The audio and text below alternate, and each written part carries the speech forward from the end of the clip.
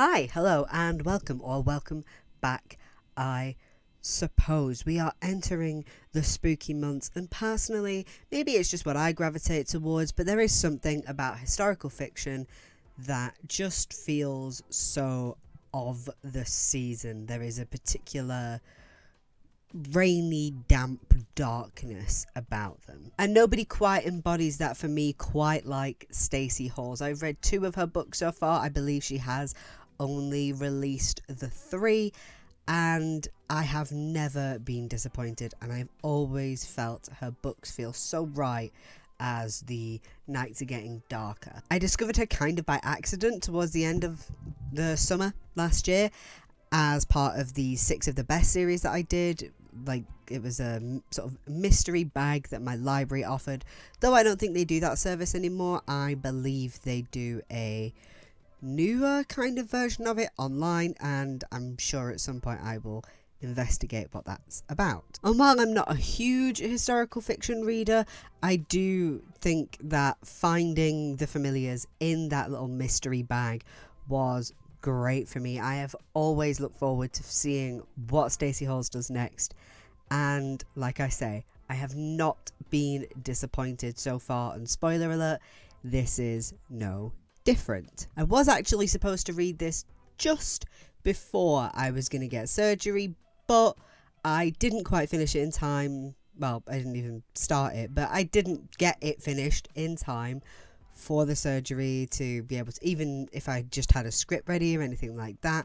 So I sent it back knowing that I could at the very least reserve it. Didn't have to, was able to just find it on my first trip back to the library once I was able to go outside without my lungs feeling like they're about to explode. Now, while this won't be a full deep dive Bad Rep Book Club style, that is simply because I do want to be able to, of course, review this video, but I don't want to have to put any spoiler warnings in here. I want to make sure that you can enjoy this book to the fullest as you can while being able to get an idea for what you're in for type deal. And today we are looking at Mrs. England by Stacey Halls.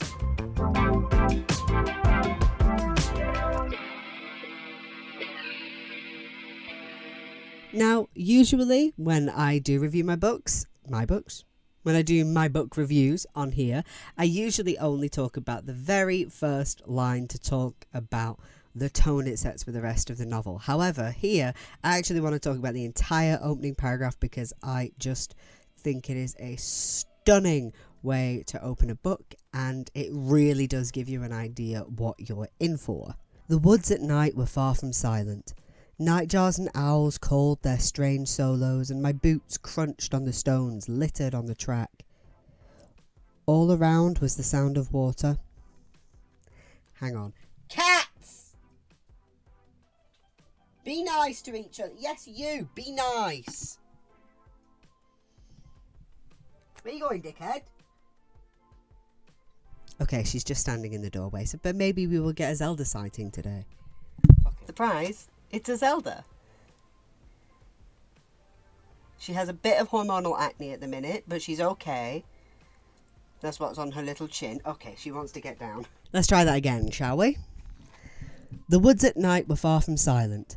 Nightjars and owls called their strange solos, and my boots crunched on the stones littered on the track. All around was the sound of water. Noisy little brooks and streams made their ceaseless descent to the river, bubbling, chattering, murmuring. The rain had stopped, and the moon peered out from behind her misty veil. I pulled my cloak more tightly at the neck, closing my shawl around my face.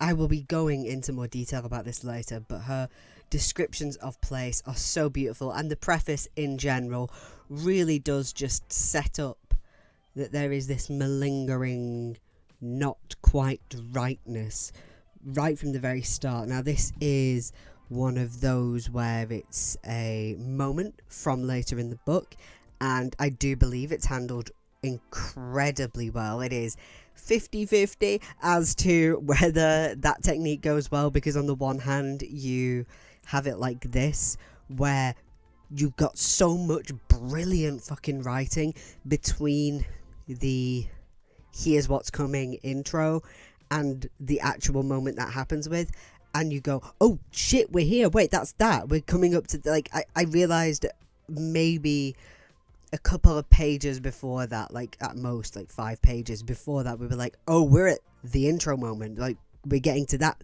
point. And then she opens a chapter with that and just continues straight from it, and it's just like, oh, it's done so well. But the alternative is the kind of Stephanie Meyer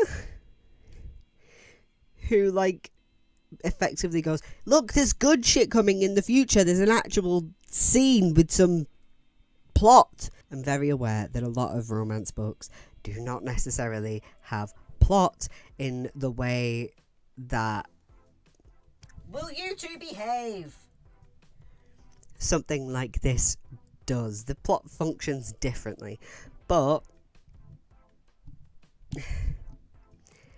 there's a level of stakes to Twilight that you're told we've got, but it's only in like 5% of the book, isn't it? So a huge theme of this book is cycle. So we have circumstances repeating, history doomed to repeat itself, and like ghosts of the pasts that never quite pasts? Fine. That never quite leave you. And when done well, as they are here, cyclical narratives can be so effective. And here it's done in that way where it's not just one singular cyclical narrative. It is almost every individual part of it coming together for the whole. It's sort of like if you imagine the overall story arc being the main wheel, but inside it, making it turn, are these tiny little gears. I'm not an engineer. Shut up if it doesn't make sense. It's a metaphor. Listen, I didn't script this well because I tried to make it make sense now and I still can't make it make sense. But anyway, imagine a big wheel that is made up of tiny little gears, and all the tiny little gears are their own little cyclical narratives, and you get this, and it's not complicated. It's still, like, Stacey Halls writes books that are really easy to follow and yet treat you with I'll be getting onto this later, but they still treat with you with enough respect to not think you're an idiot. They're not like overly simplified, they're just easy to read. But it's this it is still a complex enough narrative where you've got all these individual parts of their own cyclical narratives all coming together, and and they make the big narrative turn, and I just think it's done so phenomenally. I am in love with it. There was this one moment in particular, and I want to be careful. I'm going to have to do that annoying thing where I describe it kind of vaguely, and it's still probably not vague enough to be technically spoiler free, but I don't know how else to do this, so I will do my best, and I will probably keep obviously looking at my script to make sure I get this right, because I don't want to accidentally slip in things that I wasn't supposed to, kind of deal, right? So let me go to it. So we learn about the history of one of our main characters, and it becomes clear that somebody else knows this history and perhaps has done for longer than we realise. And not only was that a moment of like, wait, why do you know them? Why is their history important to you? And then it hit me like a bus that there was a conversation they had earlier that, again, cycles back round to this. And I was just like, wait, that's what that was about. That's why they were asking. Ooh, incredible. And at first these questions seem kind of innocuous because the questions seem like they're just there to rack this person's brain, because it's already been made clear that the person asking the questions thinks this other person is intelligent more than perhaps they originally thought. And I think this particular part of the whole cyclical nature of this book, I think one of the things I like about it in particular is that it really is clear how effective it can be when you do trust your reader and don't treat them like a fucking idiot. Like, as far as I can recall, that questioning scene is never overtly mentioned again. Now, the concepts that were raised within that are somewhat mentioned, but again, never overtly. It's more so we know what this person's feelings are, so we don't have to have it repeated to us going, look, do you remember the questions they were asking to this other person earlier? Do you remember? Because I have read so many books at this point that would have done that. I love being refreshed. I love not being treated like I am completely dense as a reader. Don't get me wrong. There are only 3 brain cells in here, and 2 of them are dormant. But I like to think that sometimes the one that's left is activated. Sprinkle a little fish food in there or something, and it swims up to the top and goes, oh, hello. Yes, I understand something, and that's what happened here. And I'm really glad. Okay. And I'm really glad that I get to see stuff where it's like, this is an example of how you treat your reader right, because sometimes I'm stuck constantly going, this is not what you do, like these other things that also do it badly. And now I can go, if you want to treat your reader like they understand things, do it like this. We get 2 children today. Now, while I said that historical fiction generally, especially Stacey Halls stuff, does feel perfect for that autumn-winter season where the nights are getting darker, there's something dark and damp about it, something nice, just light a bunch of candles and read some old-timey fiction, right? Same reason I think a lot of genuinely classic fiction also fits into this, that's maybe like Edwardian or earlier. But I do think this is particularly seasonal in terms of we are in October, we are getting up to spooky season, and I wasn't expecting this, but there is a huge amount of thriller and horror elements that are at play within this book, and I wasn't expecting it, but it's incredible. There is an eerie fog that settles over this book from the moment she steps into Yorkshire, our main character, Ruby. From the moment she's in Yorkshire, it is kind of clear that there's something not quite right.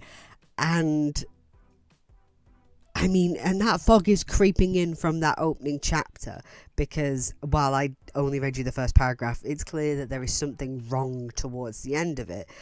And God, there are scenes, like, there is this point in the book where it starts going from, okay, something's not quite right here, but we don't know how it's going to go, to the point where your heart is genuinely beating. The tension is up here. I just think I'm in love. Everything from the title itself is set up to make you question everything, and you will understand that as you read through. This, especially the thriller elements of this, is a book, and I don't use this in terms of just lying. So much of this book is about gaslighting, and that's not a spoiler. It is something that you are aware of kind of quickly if you know what you're looking for. You're questioning everything, Ruby's questioning everything, and you never know who to trust, really. Especially if you've read any fiction like this before. Like, I would compare it perhaps to something like Jane Eyre, in that fact of there's just this feeling of, it's not that I don't trust you, it's just that I do not... It's not that I don't trust you, it's just that I don't know that I trust you fully. And I do genuinely think that this is probably one of the best pieces of historical fiction in general that I've read, because if you told me that this was from the time that it is set in, which is 1904, I would believe you. I think I would genuinely not be surprised to find this in amongst actual works of literature of the time. What is the creature doing? Would you like to come and sit on me? Oh, little coblet, no. You have a little baby? Yeah? Oh, she's a little baby. Oh, she's a little baby. Oh. Yeah? Is it happy lily time? Where are we going? I think I was talking about how it doesn't feel like historical fiction. It feels like actual fiction of the time, which is obviously how historical fiction should work. And I think that's often... It's a very careful game to play because it doesn't feel like it is attempting to do that. Some books that I've read, it half feels like... And I don't mean the dialogue. I think that's fine, but sometimes when you're reading historical fiction, it's very clear that in the prose they're trying to write as if they're writing a piece of fiction that would have come out at the time, and I genuinely think that 99% of the time that doesn't really work. It doesn't feel like she's trying to do that here. The dialogue feels authentic and the narration genuinely does feel authentic. Like I say, it definitely has that Bronte element to it.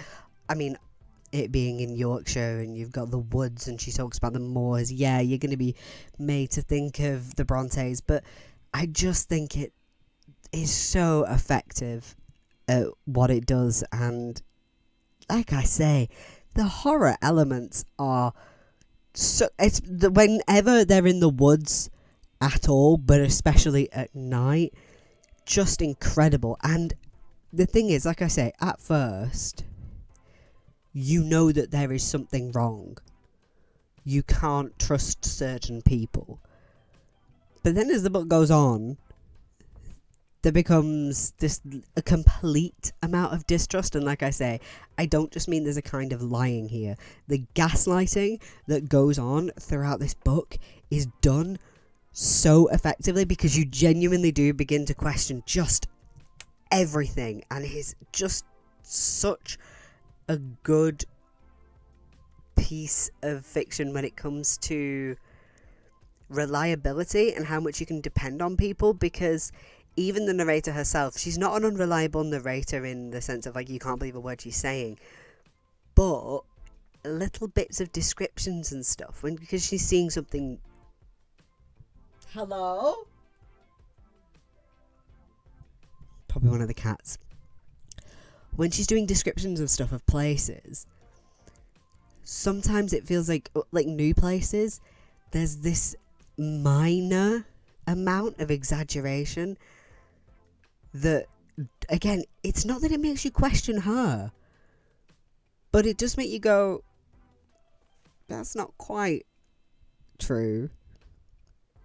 But it also lets you know that there is a naivety to her, despite the fact that she is very hardy and hardened. She's not led the easiest life in the world, and yet there's still a level of naivety to her. I think it all just fits together so beautifully. And, you know, I will continue to heap praise on this book by just talking about... I think I've spoken about this before when I've spoken about Halls. If I haven't, I'm certainly starting it now. The way she describes places, her scene setting is incredible. It feels so lifelike. It's just...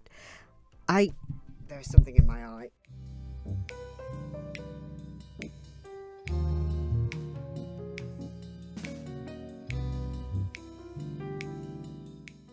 I'm somebody who generally doesn't much prefer the way that she does it. I'm generally somebody who doesn't like that she does big descriptions of a place when you enter them, and then you do occasionally get little bits here and there more than that later on.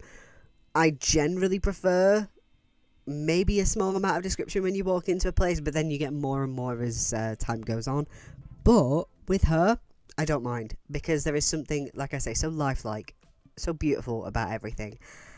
And maybe it's because I'm a really pragmatic writer. I'm getting better with this, but even now in a lot of my early drafts, my scene setting leaves a lot to be desired. I'm very aware of that. Now, if any of my stuff, gets to the point of publishing, because where the fuck do I get time to write anything? How do people do this?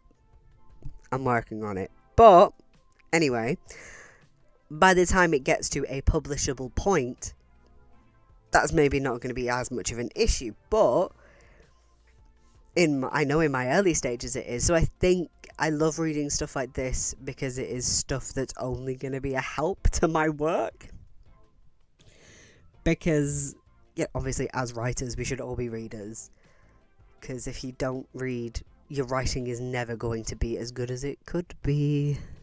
There were no lessons on Saturdays, and the door stood open to the lecture hall. A high-ceilinged room with glass-fronted bookcases and fresh flower arrangements, threaded in the springtime with blue speedwell, the Norland symbol.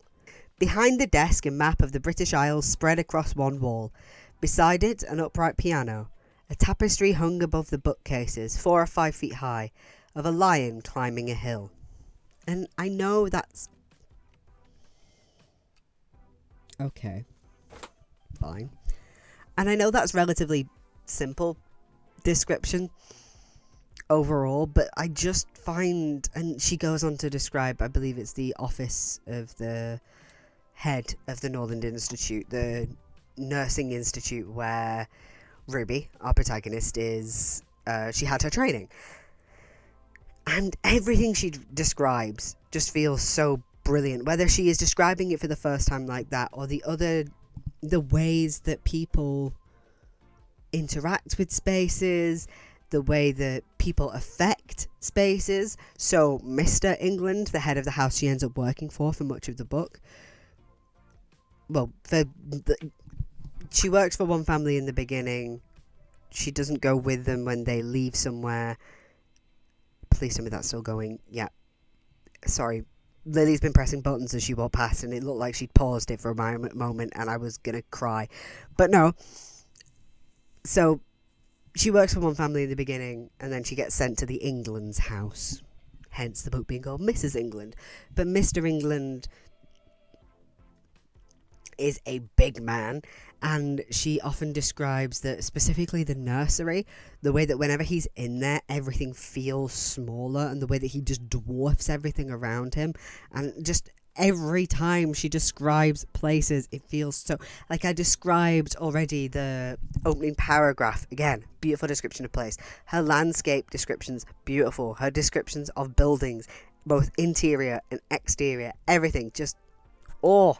And I could heap praise on this book from now until the end of time, especially if I were to do a full deep dive into it and talk about, this in the way that I do my Bad Rep Book Club books. But I genuinely do want you to be able to go into this with a level of, what happened on the blurb. I've maybe given a couple of plot points, I'm not actually giving plot points away beyond the...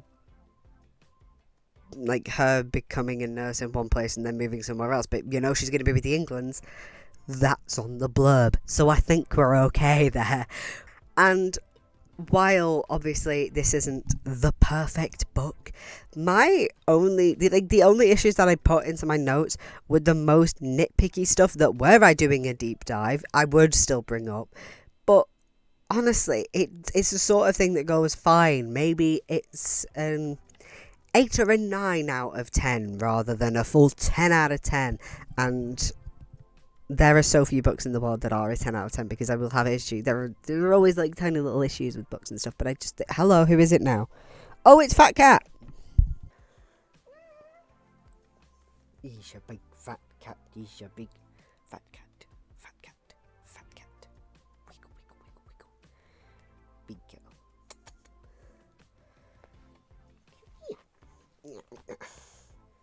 You having a little sit? Can you see her? Yeah, she's currently sat with her actual arse on my lap, like she is sat like a little person. Not anymore, she's not. They are in a mood with me because I didn't feed them immediately an hour and a half before they were supposed to be fed, and now it's in the time that they would usually be fed. She's in a huff. Hello? But I have work to do and Mother is cleaning in the kitchen right now, so I'm not feeding them.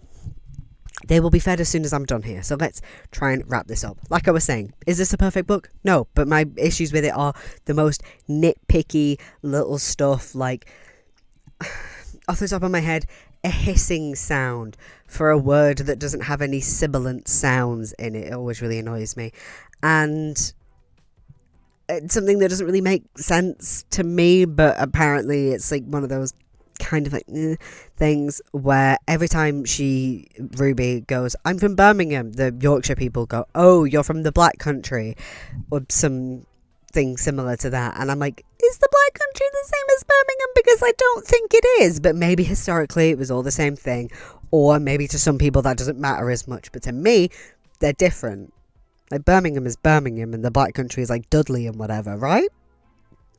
Correct me if I am wrong, but I did ask one of my friends who, she's not from Birmingham, but a lot of her family is, and she did say that her grandmother would kill you if you suggested that she was from Birmingham, as somebody from the Black Country.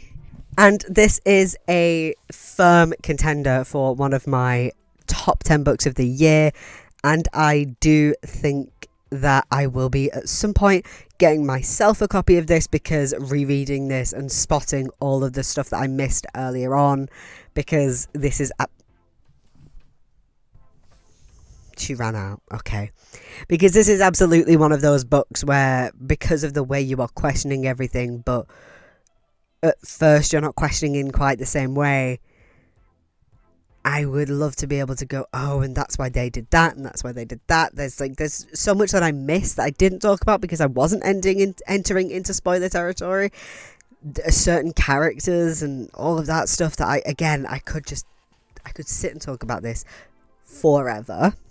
I am planning on reading a shit ton this spooky season while my energy allows me to, because my energy has spiked since, like, I'm at this point in surgery recovery where I'm like, oh, finally feeling like myself a little bit again, and it's been nice. So if you have any recommendations for books like this, where you have that thriller horror elements within a historical setting, I generally, in my historical fiction, I do prefer your kind of Victorian Edwardian kind of vibe. I just mostly because when I'm reading classic fiction and like fiction from history, I do mostly read sort of, I would say maybe, yeah, like mostly Victorian and Edwardian, maybe a little bit of, is it Regency just before Victorian?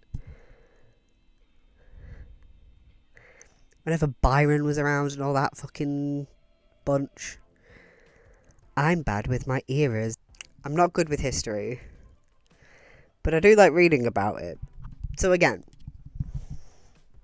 any like kind of gothy historical fiction, I would say, hit me up with it in the comments. Let me know. I am happy for it to include some fantastical elements as well. So also feel free to do all the things that you can do, like liking or subscribing and all that other cringe shit I've got to ask you to do. Or you can simply have a wonderful day, a wonderful night, a wonderful whenever you are watching this. Take good care of yourselves. Right.